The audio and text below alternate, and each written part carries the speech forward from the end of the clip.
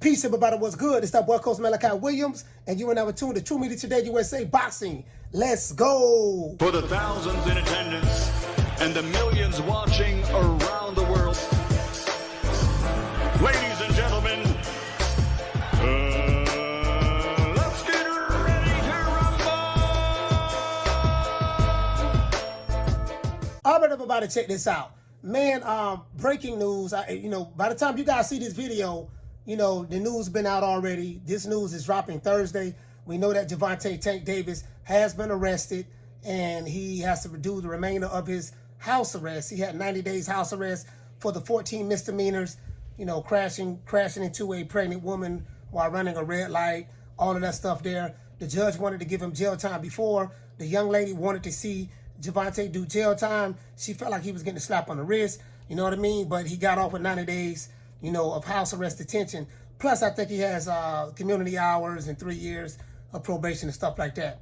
But Davis did not appear happy with that sentence. Also, the civil attorney for one of his victims was not happy with the sentence, and the judge was not happy throughout this entire proceeding. But here is the big headline. Baltimore boxing champ Gervonta Davis will not serve any jail time for the hit-and-run crash that he caused with his Lamborghini back in November of 2020.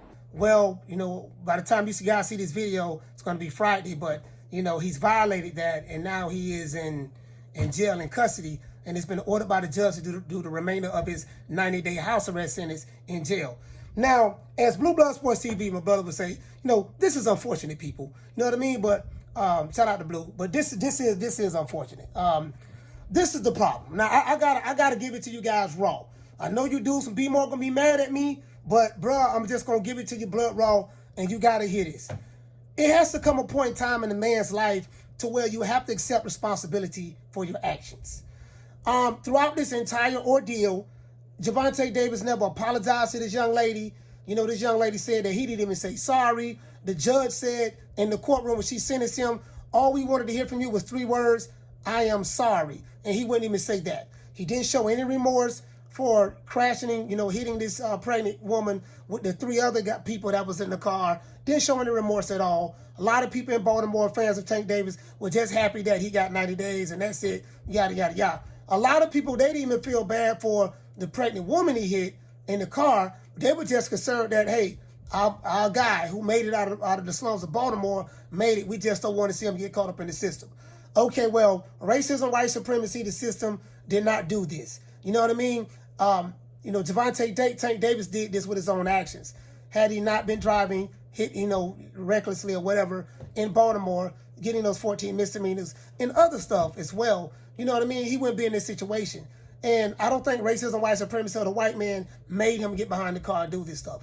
I say all that to say this. It comes a point in time, me being a guy, being in jail, convicted felon myself, it comes a point in time where you have to accept responsibility for your actions. Sometimes, man, it ain't about because I got the money and I got the fame and I have the fans, and the fans because I am a privileged black man in America, because I'm rich, I have money, and I'm able to do things from a privileged standpoint that the average black person or white person or whoever can't do because they're not in the same tax bracket as me. It comes a point in time where you have to accept responsibility for your actions, period. If there's no accountability, whether you're a man or a woman, if you don't have any accountability to your actions, then you don't have anything. You know what I mean? We can't go around blaming everybody. Fact of the matter is, Tank Davis was lucky to even get 90 days house arrest on top of the 3 years probation because the judge specifically said she wanted to take him to prison. Now he violated, he's back in jail. He's going to do the remainder of those 30 days, those 90 days in jail. And last time we checked, he was supposed to be living with his trainer and coach, Calvin Ford. So I thought that was a good idea. I said, man, Calvin going to make sure he on point and stuff like that. But at the end of the day, Gervonta Davis is a grown man. And whether he's living with Calvin Ford or not, that's irrelevant. Calvin Ford is a grown man, like a father figure to Tank. But at the end of the day, a grown man has to be responsible for himself. He don't need another grown man to watch over him like he's a child to make sure he doesn't get in trouble. That grown man should be responsible for his own actions and he should be held accountable for what he does, good or bad. And the simple fact that you were just so fortunate enough, because if it was me, my black ass would have been in jail just off the rip. You know what I mean? Or just a regular Hispanic or white guy, whatever, it doesn't matter. Because of the money that Tank has, he was, right now, he was in a situation where he was able to dodge a bullet. But now he's back in jail. Who you gonna blame now? Is it the system fault?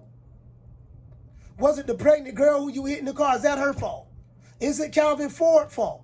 Is it your baby mama fault? Is it Al Heyman fault? Is it Floyd Mayweather, Leonard Ellaby fault? Who fault is it this time?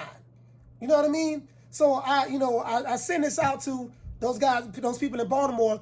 I get it. That's your guy. You love him. He can't do no wrong.